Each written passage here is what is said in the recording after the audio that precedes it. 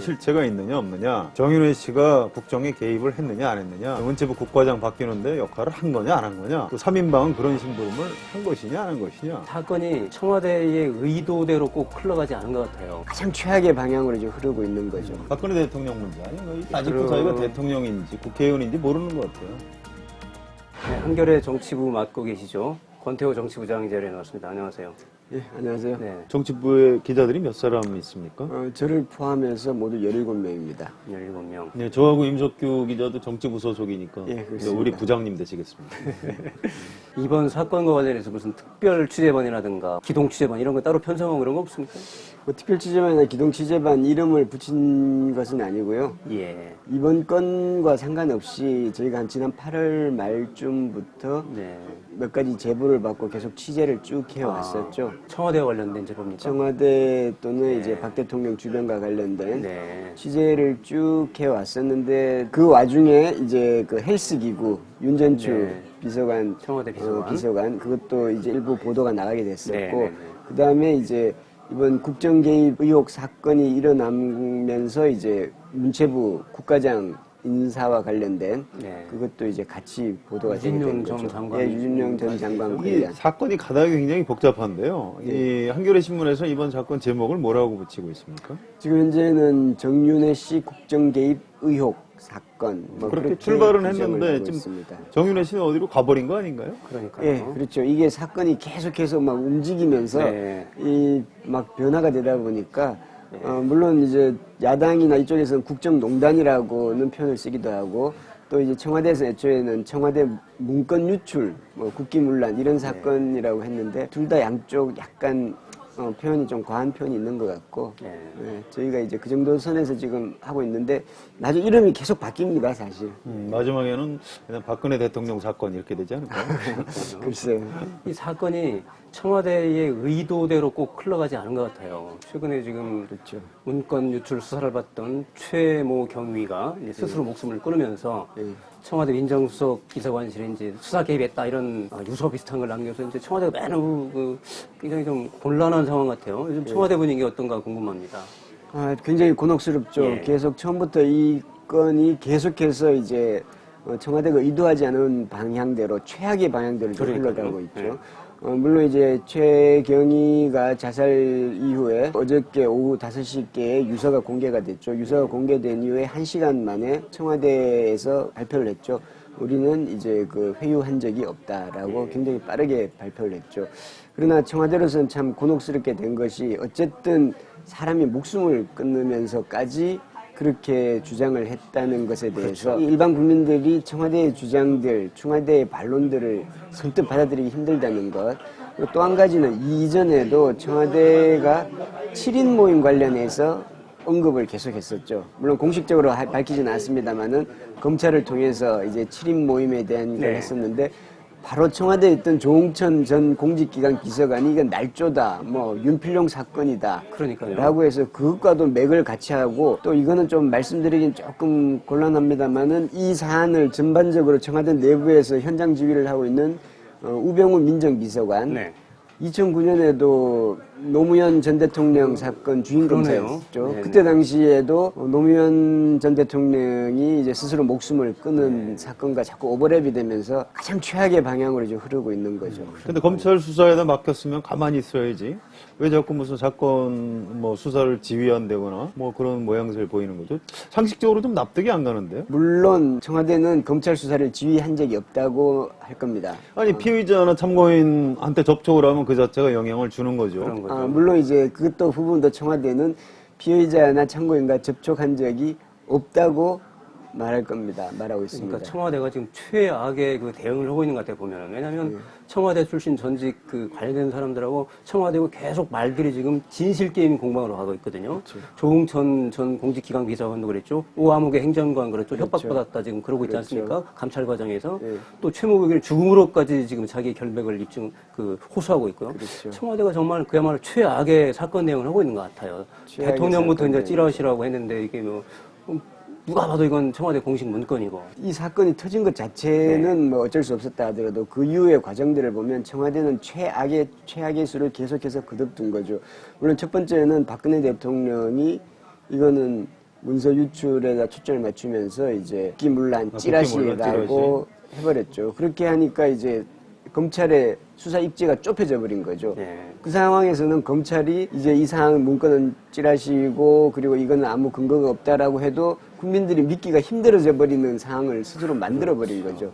그 이후에 이제 7인 모임이라는 것을 자꾸 이 검찰을 통해서 흘리니까 거기에 대해서 청와대 내부에 있던 담당자가 거기에 대해서 반박을 하고 이렇게 되다 보니까 전체적인 프레임은 청와대가 계속해서 한쪽으로 몰아가고 있고 몰리는 사람들이 반발하고 네. 저항하는 이런 형태가 그러니까요. 돼버린 거죠. 예. 박근혜 대통령 문제 아닌가? 이분이 아직도 그럼- 자기가 대통령인지 국회의원인지 모르는 것 같아요. 그러니까요. 국회의원일 때는 보좌관 한 두세 명 데리고 일을 하는 건데 지금 대통령인데 지금도 보좌관 두세 명하고 일하는 거 아닌가요? 그러니까요. 청와대 수석이나 장관들도 뭐 면담도 못 한다는 거고요. 이번 사안도 그렇게 하면서 아니 우리 보좌관들이 무슨 잘못이냐? 이 사람들은 뭐 아무 문제 없다 이렇게 감싸면서 이게 막 대혼란이 좀 벌어지고 있는 거 아니에요? 어떻게 보세요? 대통령이 사건 자체를 처음부터 미리 너무 강하게 규정을 해버리는 게 문제의 큰 원인 아닌가 싶어요. 예, 예. 만약에 대통령께서 이 사안이 처음 터졌을 때 수석 비서관 회의에서 먼저 이 사안에 대해서 사과한다. 예. 뭐 어떤 형태로든 이런 것이 청와대에서 문건이 유출돼서 그렇죠. 여러 가지 국민들에게 심려를 끼쳐드린 것에 죄송하다는 말씀드립니다. 그리고 이 사안은 앞으로 검찰에서 수사를 해서 명명백백하게 잘 밝혀지도록 저희가 최선을 다하겠습니다. 이렇게 했었으면 그러니까요. 근데 지금 권태호 부장이 얘기하시는 그건 사실 박근혜 대통령한테 기대하기 어렵다는 거예요. 본인 지금 대통령으로서 국정을 이끌어야 될 분이 보좌관들 세 사람 얘기만 듣고 또 네. 판단을 한다. 그리고 정윤회 씨 감싸고 서희만 감싸고 아주 뭐 근본적으로 대통령한테 문제가 있는 것 아닌가 싶습니다. 뭐 이런 생각을 좀 대통령께서는 이제 이거는 우리 비서관들의 아무 잘못이었고 그리고 이것은 이제 문서 유출한 것이 잘못이라고 본인이 판단하더라도 최소한 대외적으로 국민들한테 노출할 때는 그렇게 자기 감정을 다 솔직하게 다 드러내는 것이 정무적인 판단으로도 별로 적합하지 않다는 것이죠. 그렇죠. 근데 그런 문제도 있는 것 같아요. 강을 건너려면 말을 타고 강가까지 왔다. 그러면 그 시종은 이제 집에 보내고 뱃사공을 구해서 강을 건너야 되는데 이분은 그 시종한테 말 몰던 시종한테 배를 몰라고 시켜놓고 지금 우리 시종이 워낙 유능해서 배도 잘 몰 수 있다. 이렇게 억지를 부리고 있는 것 아닌가. 상당히 적절한 비유 같기도 합니다. 그거는 이미 뭐 여러 신문들에서 많이 지적을 하기도 하고 했습니다만은 저는 뭐 박근혜 대통령의 가장 큰 문제점은 불통이 아니라 무능이라고 생각합니다. 네. 비서관 3인방을 끼고 돌 수밖에 없는 것은 비서관 3인방 없이는 일을 할 수가 없는 구조이고 그리고 박근혜 대통령은 굉장히 큰 시련과 배신을 겪었죠. 네. 그리고 정치권 입문 이후에도 여러 번의 배신을 겪습니다. 그렇죠. 뭐 이전에 뭐 12.6 이후뿐만 아니라 그러면서 이제 자신을 배신하지 않을 사람 그것이 모든 것에 배신이 가장 배신을 최고의 하지 않는 것이 배신의 최고의 최우선의 가치, 가치다. 최우선의 가치고 네. 그것은 이제 그 사람들이 바로 이 비서관 현재 3인방 그 전에 대선 전에는 4인방이었죠. 그 사람들이 자신은 모든 수족과 같은 역할, 판단 모든 것을 다 해주는 겁니다. 어록 중에 그것도 있어요. 의리를 모르면 인간도 아니다. 인간도 아니다 그랬죠. 예전에 이제 무서운 말인데. 정윤회 파동으로 세상이 시끄러운데 야당은 어디 있는지 잘 보이지 않습니다. 이번 사건이 청와대 내부 권력 암투에서 비롯됐기 때문에 야당의 존재감이 희미한 것은 당연한 일입니다. 그렇지만 새정치민주연합을 비롯한 야당들이 이번 사건에 제대로 대응하지 못하고 있는 것도 사실입니다. 정치적인 역량이 크게 떨어져 있기 때문입니다. 새정치민주연합은 2월 8일 새로운 지도부를 선출합니다. 문재인, 박지원, 정세균 이렇게 세 사람이 대표로 출마할 것이라는 예측이 많습니다. 당내에서는 세 사람을 빅3라고 부릅니다. 당 안팎의 대체적인 전망은 지난 대선 후보였던 문재인 의원이 크게 앞서 있다고 합니다. 그러나 그의 출마는 전당대회를 친노, 비노의 소용돌이로 몰아넣을 가능성이 있습니다. 문재인 의원도 그래서 아직 출마 여부를 망설이고 있다고 합니다. 빅3 이외에도 우상호, 이인영, 우원식, 박영선 그리고 김부겸 전 의원 이런 소장파들의 연대설이 끊이지 않고 있습니다. 새정치민주연합이 2월 8일 새로운 대표를 선출한 뒤에는 정당 혁신에 성공하고 정책정당, 대한정당으로 거듭날 수 있습니다. 있을까요? 제발 그렇게 되기를 기대해 봅니다. 집권 가능성이 있는 야당이 존재해야 여당도 정치를 제대로 하고 결국 나라 전체가 건실해지는 것입니다. 어쨌든 말이에요. 지금 박지만 씨 대통령의 동생 검찰에 출석했죠. 그러면 이제 좀 사건이 이제 앞으로 마무리는 어떻게 돼갑니까? 어쨌든 뭐 검찰이 한참 수사를 하고 있기 때문에 어떤 식으로든 청와대도 이제 뭐 결론을 맺어야 될 텐데. 지금은 검찰이 이르면 22일 다음 주 월요일이죠. 예. 수사 발표를 한다고 했습니다. 발표 날짜를 미리 예정을 해놨나요? 아직까지 검찰에서 공식적으로 밝힌 건 아니고요. 대충 지금 그 정도 언론을 이제. 통해서 지금 예. 나오는 이야기들이 그럽니다. 검찰이 그 전에 브리핑에 이런 이야기를 했죠. 크리스마스는 집에서 보낼 수 있도록 하겠다. 그래서 크리스마스 전에 이 아니 문제를- 수사를 지금 한창 진행 중이고 내용이 어디로 갈지 모르는데 벌써 언제 끝내겠다는 얘기를 하면 어떡하죠? 그거는 이제 그 말을 할 때는 어느 정도 수사의 윤곽이 거의 다 잡혔다고 본 거죠. 이 얘기는 최경희가 사망하기 전 이야기입니다. 네, 그렇군요. 아니, 예. 그래도 검찰 수사를 믿을 수 있을까요? 뭐 그런 식으로 해서 날짜까지 정해놓고 뭐 발표하겠다? 아마도 문건 유출 과정은 어떤 형태로든 밝혀낼 것이고 문서 내용에 대해서는 일부 사실이 아닌 것이 밝혀졌지만 속속들이 다 추적하지는 않았다. 뭐 이런 정도 이거는 본건과 직접적인 연관성이 없다. 뭐 이런 정도로 나오지 않을까 싶고요. 그렇게 됐을 경우에 국민들이 과연 이걸 어디 정도까지 아니, 믿을 국민들은 것이냐. 이른바 국정농단 실체가 있느냐 없느냐, 정윤회 씨가 국정에 개입을 했느냐 안 했느냐, 뭐 승마협회 감사, 그다음에 문체부 국과장 바뀌는데 역할을 한 거냐 안 한 거냐, 또 3인방은 그런 심부름을 한 것이냐 안 한 것이냐, 궁금한 게 그거 아닌가요? 그렇죠. 국민들은 문건 유출 자체에 대해서는 그렇게 큰 관심은 없거든요. 제가 검찰 수사만 보자면 검찰 수사에서 문체부 국과장은 이번 수사 대상이 아니고요. 그리고 국정 개입을 어디까지 했느냐 이 부분도 일종의 파생된 부분이죠. 문건의 진위를 이제 판정하자면 그렇죠. 그 내용을 진위는 수사를 안 할 판단하는 수는 없겠죠. 예, 진위는 이제 그 다음 문제고 현재는 검찰은 기본적으로 불법 사실에 대한 것을 수사를 하는 거니까 불법은 청와대 문건을 반출 그리고 외부로 유출 이거는 불법 사실이니까. 근데 국정 개입에 대해서도 야당에서 뭘로 했죠? 업무방해 혐의인가 이런 걸로 고소를 고소해 놓은 그렇죠. 상태 아닌가요? 이제 그 건에 대해서는 별건으로 다시 수사를 그 해야 부분에 되겠죠. 대해서도 수사를 해야 될 것 같은데요. 그러니까 검찰이 만약에 문건 유출 관련만 집중적으로 수사를 하고 네. 문건의 진위, 국정농단 의혹에 대해서는 뭐 대충 공개한다 그러면 이제 국정조사해야죠. 국민들이 대통령의 지시를 그 검찰이 충실히 따르는구나 이렇게 생각할 수밖에 믿을 수 없어요. 없다. 그래서 이제 그리고 국정개입 의혹은 22일까지 도저히 밝혀낼 수가 없는 거겠죠. 그러니까 이제 검찰은 일단 연말에는 문건 유출 수사에 대해서 이제 그렇죠. 밝히고 예. 그다음에 본안에 대해서 국정농단 의혹에 대해서 이제 좀 사실 뭉개면서 이제 다음으로 넘길 가능성이 이제 커 보인다 이런 말씀이네요. 오늘 조선일보 보도이긴 합니다만은 조선일보 보도에서 검찰 내부 분위기를 전하면서 검찰 내부에서조차 이럴 바야 빨리 특검 가는 게 낫겠다라는 특검으로 이야기가 가야겠네. 나오고 네. 있다고 하죠. 결국은 특검으로 특검으로 가겠군요. 이제 아니 뭐 검찰에서 밝혀내지 못하면은 당장 국정조사니 특검 얘기가 나올 수밖에 없는 거죠. 문서 유출에 대한 진위가 가려진다고 해도 네. 결국 일반 국민들의 관심은 국정 개입 여부 아닌가요? 그렇죠. 유진용 전 장관의 발언이죠. 박 대통령이 문체부 문체부 국과장을 국과장. 콕 찍어서 예. 이 사람들이 나쁜 사람들이다. 예. 이게 지금 한결의 특종이죠. 예, 그 그렇습니다. 취재 경위가 어떻습니까? 밖에서 자꾸 물어봐요. 사실은 그런 이야기를 들은 지가 꽤 됐고요. 네. 지난 여름이었었고요. 네. 오래됐군요. 네, 그때부터 계속해서 이제 확인과 주변 취재를 계속해 왔던 거죠. 그러면서 공교롭게도 이번 사안과 거의 취재가 맞물리게 마무리되는 됐죠. 시점에 예. 이제 맞물려서 이제 예. 같이 보도가 나간 거죠. 정윤회 씨의 딸 승마 관련된 그렇죠. 내용이었던 거죠. 딸의 판정 시비와 예. 관련된 거였던 거죠.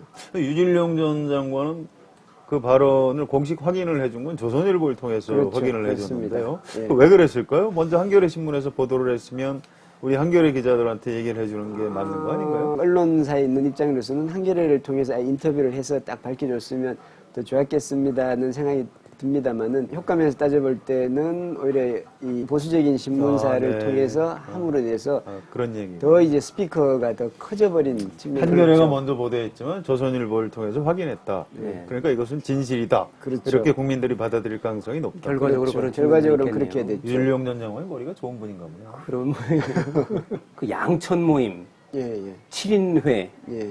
애를 둘러싸고서 청와대하고 이제 조홍천 씨 그리고 이제 오화목 행정과에서 진실 공방이 벌어졌는데 진실이 뭡니까 그게? 조홍천 전 비서관 쪽에서는 이건 조작 사건이다라고 네. 그렇게 주장을 하고 있죠. 그 7인 모임이라는 것이 대부분 다 조홍천 전 비서관하고는 이렇게 개인적으로는 연결이 되는 네. 분들이지만 이렇게 한꺼번에 모여서 일종의 무슨 작당을 벌이거나 뭐 그런 적은 전혀 없다는 게 조홍천 전 비서관 쪽의 주장이고요. 네. 청와대는 어떤 형태로든 이 사람들이 문건의 작성 그리고 문건의 유출 그리고 그 세계일보의 보도 이 과정에서 역할을 했다. 박지만 라인 속관에는 일종의 그 권력 투쟁 아니냐 그 자체가 그렇게 보는 시각도 있는 것 같아요. 지금 현재 이 프레임은 이렇게 돼 있죠. 정윤회 라인과 박지만 라인이 대결하는 모양새가 되어 있죠. 네. 물론 이제 그것이 진위 여부와 상관없이 한심하군요. 어떻게 보면 이제 대통령을 둘러싸고 밖에서 보면 그렇게 보인단 말이에요. 측근 라인하고 가족 라인하고. 이게 무슨 야당이 공격해서 그런 것도 그러니까요. 아니고 자중질환인데 자기들끼리 권력 암투벌이다 이렇게 된 거 아닌가요? 지금 현재까지는 만약에 그 프레임으로 보자면 측근 라인이 지금 압승을 거두고 압승을 거두고 있는 거죠. 상황이죠. 근데 그건 이제 대통령이 측근 쪽에다 힘을 실어주고 있으니까 그런 거죠. 대통령이 어쨌든 그 박지만 씨를 멀리하려고 의도적으로 노력했던 것만은 분명한 것 같습니다. 그렇죠. 그래 박지만 회장도 사실 이 정권 초기에는 계속해서 박지만 회장의 측근이라고 하죠. 전 아무개 씨를 청와대에 이제 행정관으로 넣으려는 시도도 조금 했었죠. 근데 뭐 정호성 비서관이 그건 절대 안 된다. 그렇죠. 뭐 이랬다는 예, 게 좀 예, 정설 아닙니까? 박근혜 대통령이 박지만 씨 별로 좋아하지 않았어요. 그 전에 어렵게 사는데 남동생 하나 있는데 여기저기 다니면서 무슨 마약을 하질 않나, 온갖 사고 치고 구속되질 않나. 그런 동생 누가 이뻐하겠습니까? 그 박지만 씨도 큰 누나가 무섭다 그런 거 아닙니까? 사실관계는 정확하지 않습니다만은 박근영 씨가 TV조선을 통해서 얘기를 했죠. 지만이가 얼마 전에 그 피보다 진한 물도 있더라라는 말을 했더라는. 측근들이 더 자기보다 대통령하고 가깝더라. 그런 물론 이제 사실관계는 확인되지 않고 박근영 씨가 TV조선에서 그런 인터뷰를 한 겁니다. 정치부장으로서 이제 박근혜 대통령은 왜 이렇게 생각할까 이런 문제의식이 많이 갈 텐데 그 뭐라고 봅니까 이번 사건과 관련해서? 박 대통령이 많은 장점들을 가지고 있습니다. 이제 정치적으로서 굉장한 강한 절제력을 가지고 있고, 그리고 오랫동안 이제 그 어릴 때부터 정치가 어떻게 돌아가는지를 봐왔었고, 그리고 대인관계에 있어서도 이제 매너라든지 이게 몸에 아주 익숙합니다. 그래서 아마 외교 현장에서 아마 다른 외교 정상들이 굉장히 많이 좋아할 겁니다. 하지만 대통령이 내치 부분에 있어서 굉장히 이제 은폐 그리고 보안을 신경 쓰고 문고리 3인방 얘기를 하는데 문을 열고 있으면 문고리가 필요가 없는 거죠. 자유롭게 이렇게 드러내고 소통을 할 수 있는데 왜 문고리 3인방을 하냐. 이 문고리 4인방을 통하지 않고는 자기가 자기의 민낯을 그대로 보여주기가 좀 민망하고, 그리고 자기의 부족함을 저는 아마 대통령은 잘 아시리라고 생각됩니다. 그렇지만 그거를 조금 더 내려놓고 소통을 좀 더 하고 했었더라면 이 일의 그 근원을 따져가자 보면 이게 뭐 유출이냐 아니냐를 떠나서 아니라 문창극 총리 후보자가 어떻게 저런 사람을 누가 추천했을까 아무도 모릅니다. 그 왜 은폐할까? 저는 책임을 안 지려고 하는 게 아닌가.